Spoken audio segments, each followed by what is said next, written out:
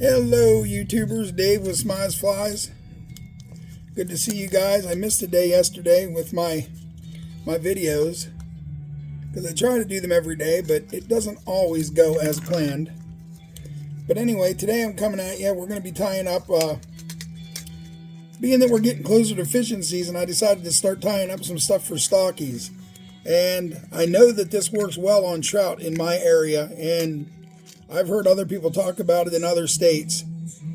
And what started this all, to be honest with you, was me using pink salmon eggs back in the day when I used to spin fish instead of fly fishing.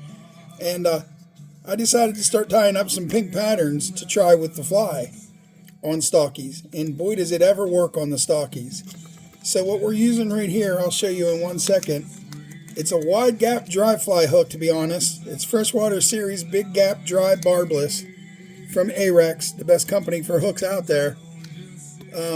They were sent to me as a care package because they're considering me for a possible slot on the pro team once one opens up, which I think is awesome. But anyhow, enough of that. That's not even important. That's not what we're here to talk about. We're here to tie a half-decent fly. I say half-decent even when they're beautiful, just because I don't want to sound cocky, because I have nothing to be cocky about. I'm not that great of a tire.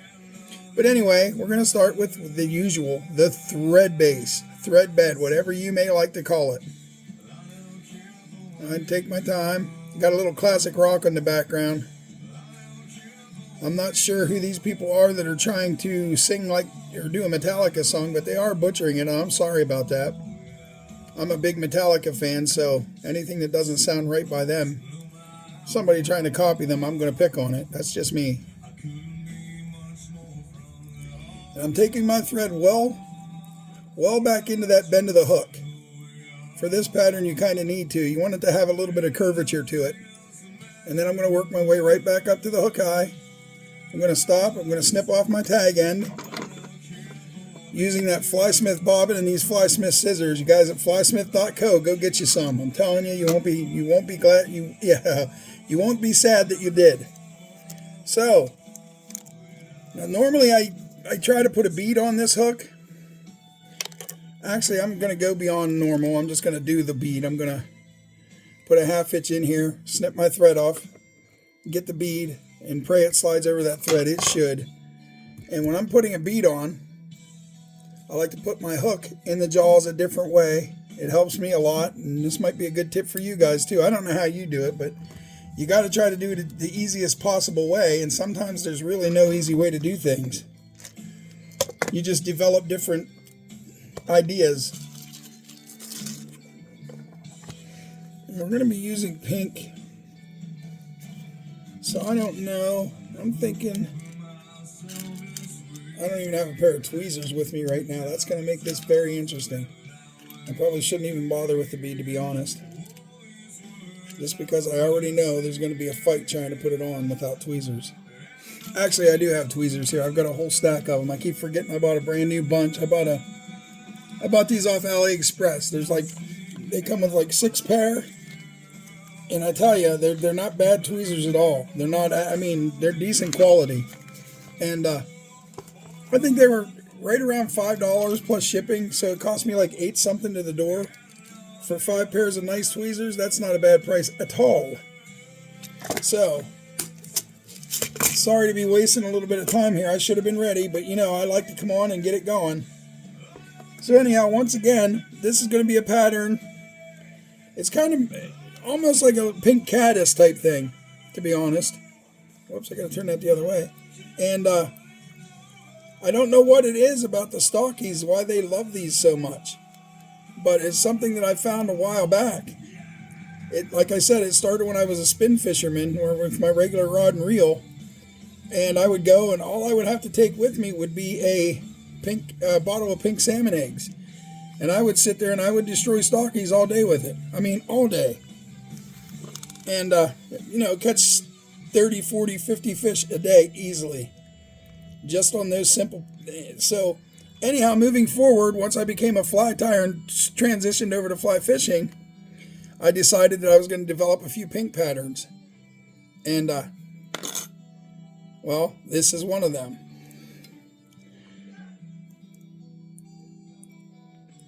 Okay, I got a little bit of stuff I don't really... it came off. Sweet. Okay, so now I'm going to tie back in. And you don't have to worry about... In my case, I don't have to worry about bulking it up too much because you do want a little bit of bulk. You know, you kind of want it to look almost like a little worm. A little pink worm nonetheless. But this really, it reminds you more of a caddis fly. A caddis pattern of sorts, even though it's not a caddis. It could be, I guess. I mean, if somebody was asking you what you're using, you could tell them you're using a little pink caddis, you know. Then you don't have to give away your secret. But this is one of my secret weapons that I've used that really produced trip fish for me. And I decided I would share it with my YouTube family. So what I like to do is I have very small, I think this is micro chenille. I get a piece of that out. I use this for my Waltz worms and such. Or I'm sorry, San Juan worms. And I cut way too big of a piece. I always go bigger for some reason. And I will put that up against the bead and leave a little bit of a tag there. I like to use the tag to help hold the bead down. As it seems to work well for me that way, so that's why I do it. And I'm going to pull that tag up so it's not going to screw me up. And anything that's extra up there, I try to wrap in and almost get it up under the bead, even though it doesn't go under the bead. It gets real close. I mean, some of it goes under a little bit. And you want to make that snip. And then I'm going to take some time right behind the bead and do a little bit of thread work to make sure everything's tied down. I'm going to take this back. And there's no reason to tie it like... You don't have to make tight wraps on your way back because you're going to be wrapping it forward anyhow. So I go loose wraps back to where I just was, which I want to go back into the bend like I said earlier, because you need that curvature to make you think it's a worm even though it's not. And then I'm going to come forward right here to the bead and I'm going to stop.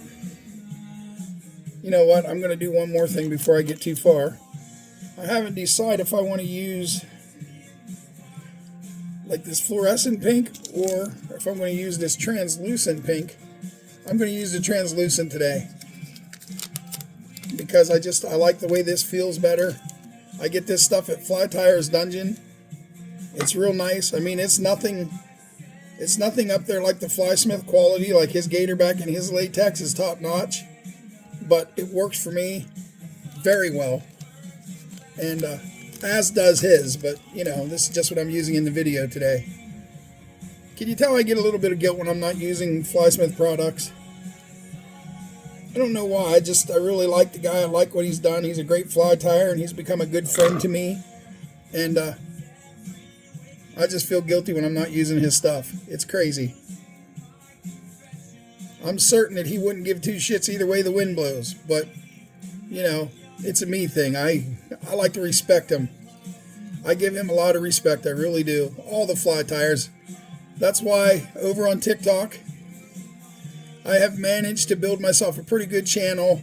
I get lots of love back from the love that I've put out to all the other fly tires, going into their lives, dropping gifts, supporting them, doing likes, sharing their live out to try to get more people in, spending time, you know, just helping build their algorithms. It's something that's free. Doesn't cost you a nickel when you're doing the likes and doing the shares, and it really does help them. So anyway, now I tied in that piece of the baby bug back, and then what I'm going to do is, first thing I want to do is I want to wrap my chenille up through, and if it slips down on you just a little bit, that's not going to hurt anything. That's just going to cause a little bit more curvature to the worm, you know, even though it's not a worm. Once again, I keep saying that because it's true, but probably shouldn't even call it a worm, to the pattern. And these I like to wrap pretty tight because you don't want to have too thick of a body, then it'll hide the bead. And the bead is simply there not only for flash, it's there for looks, and it's there for weight, to get it down. Like as soon as you cast, you'll get this right down into the strike zone where you want it to be.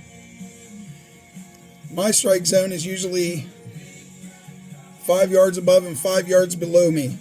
That's my strike zone, and I try not to cast too far beyond that. When I cast, I'll cast about 5 yards upstream because, and I want my fly to drop straight down, which that's what these beads help you to do. That's what they achieve. So there's the underbody on this one. And then I will start wrapping the baby bug back, and I'll wrap it pretty tight because I do want this to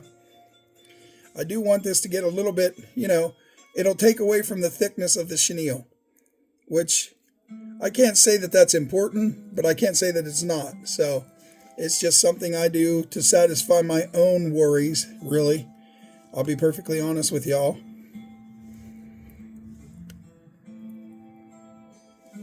That didn't have to happen, but it did. Me and my fumble fingers sometimes.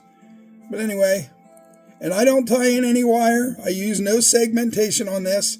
The only segmentation that you'll see on this is going to be where I overlap the latex on top of the last piece. I will try to wrap, like when I put one down, I'll try to go back halfway on where I just laid down the latex. And that will cause segmentation, which you'll really see it once I put a little bit of UV resin on it. But for now, I'm going to come up. Jeez, does this have to be? Sorry guys, it slipped right out of my hands again. This stuff gets pretty slippery. And, I'm fumble fingers today. I just did a 3-hour live on TikTok.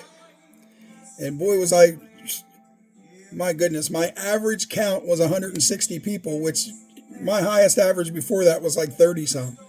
Like I had 23,500 people go through the live total. It was just an amazing live. So, it kind of got my nerves jumping with all them people in there.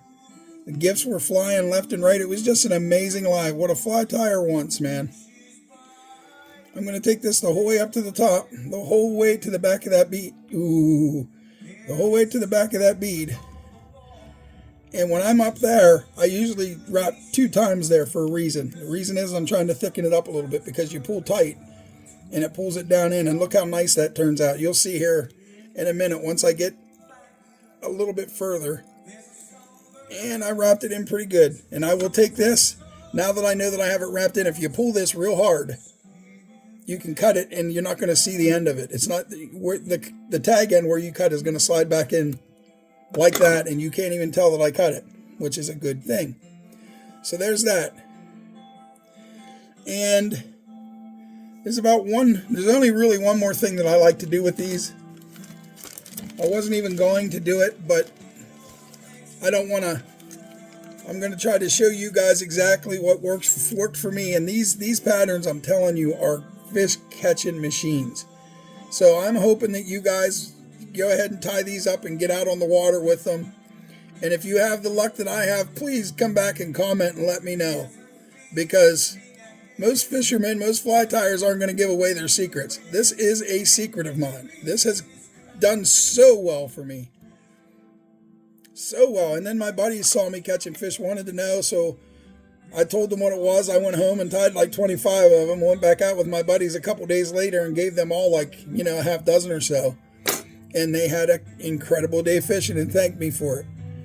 I'm the kind of guy that I like to share that information because nothing bummed me out more than when I first started fly fishing. When I would ask an old timer, hey, what are you using to catch them fish? And they'd say, a fly. I'd be like, yeah, but what fly? Well, you figure it out yourself. Go turn some rocks. Go look in some trees. They would get rude. They acted like it was some big secret society and they couldn't share their secrets because they didn't want to see you be successful. And it used to just bother me so bad that they were that way. And on that same note, though, being on that stream, that's how I met Joe Humphreys and George Harvey and got to fish with those guys. And they took me under their wing and showed me everything I needed to know about fly fishing. And then it even transitioned over into tying. Damn it. Sorry, guys. My thread just cut right into that and pulled it right off. So that doesn't bother me. I'll grab another piece and tie another piece in and I will fix the problem. I'm a little bit on edge. Like I said, just from doing that live, I've been tying pretty much the whole day and I'm ready to take a break. I tied, I think, 15 or 16 March Browns on that live. My dries are the Dunn style, which is all wood duck. And I don't know, I'm just feeling a little burnt out because those patterns take me a little bit. I got to get them just right. I'm tying a 115 dozen order for a shop.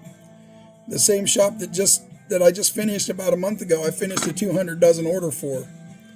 And obviously they liked my work because they gave me 115 more dozen.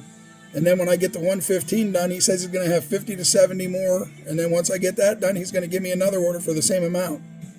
So I'm going to be tying for him the whole season. It looks like I'll be tying for him for years to come because he's really liking what I do. This is the shop that went out and bought a fly tying box, a little one, a little plastic see-through one. And he put a big sign on the top of the box that said Smize Flies hand-tied, locally hand-tied flies. And he's got all the flies that I tied for him in this box. So rather than just sticking in his bins and taking credit for my tying, which is what most people would do and should do, he went the extra mile and praised me and gave me my own box down there, which that's flattering. This guy is just loving my work, and I'm thankful. So that's what you do. You put a little peacock curl in, and you get a couple wraps. You don't want much. You only need one piece. But there's two reasons for that. One is it changes the looks of the fly a little bit. It also gives a little bit of movement up there, and it causes capillary action. Capillary action means bubbles. The current will hit those hairs, and some of the water will stick to it and come off as a bubble, and automatically the trout, if they think it's real, they're going to come hit it. And that's another thing that's made this pattern so successful for me. And I didn't mind coming to share it with you guys because I want to see everybody succeed on the water. The more success you have on the water, the more obsessed you'll become with fly fishing, and that just puts more people on the water, and then you'll be showing your kids, and then it'll just keep the whole dadgummit, man. I don't know what's going on today. I can't do nothing right, it seems. All right, I'm about halfway to unwrap that innie. How in the hell did you slip clear down onto the bead like that? There, it's going to do it again. I'm going to have to take this all off and do it again. Sorry, y'all. Like I said, I'm a little frustrated today, and I'm trying to keep it all in. But it's Murphy's Law day for me. Normally at a time like this, I would quit tying and go sit down somewhere and take a breather. But I'm already committed to the video, so I'm not giving up on you guys. I'm going to keep going because I find this to be an important pattern to share with you guys. I really do. All right, so I'm going to stop there. Well, I guess I'm not. It's not going to let me just yet. I am supposed to be dictating what happens with the tying, not the fly. And the fly is really dictating a lot of stuff for me right now. Probably because I'm letting it. But nonetheless, like you see, I don't give up real easy. I just get frustrated, which all tyers do. You got to have patience when tying, or you might as well not even put a hook in the vise. Because if you're not a patient person, this will try you to your core. Some days are better than others is the best way to put that. And I know that I was on the right side of the bead, so I don't understand why it's trying to do that. So I'm going to slip clear to the back of this, and I will do it that way, and I'll do a long whip finish because I'm not having that happen again. These have made me colder since the last time that I saw your pretty face. All right, now we're going to get a whip finish, I hope.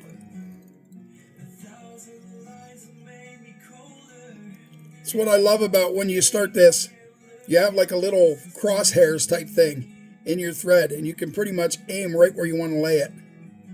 Like that. We got it done right this time, thank goodness. I'm going to pull this up, pop that out, and there it is. Now we're dead. Now we're where I wanted to be. So I'm going to get in there after I wiggled it, snip it. You got a little bit of hair sticking off there up by the head. I like to stroke it backwards. And I'm not quite finished just yet. I put my other resin and stuff away from tying in that video because I'll tie in the bedroom tonight. So I move stuff back and forth. Not all of my tying gear. I have a bunch of tying gear back there, but some of it I do have to move around. Oops.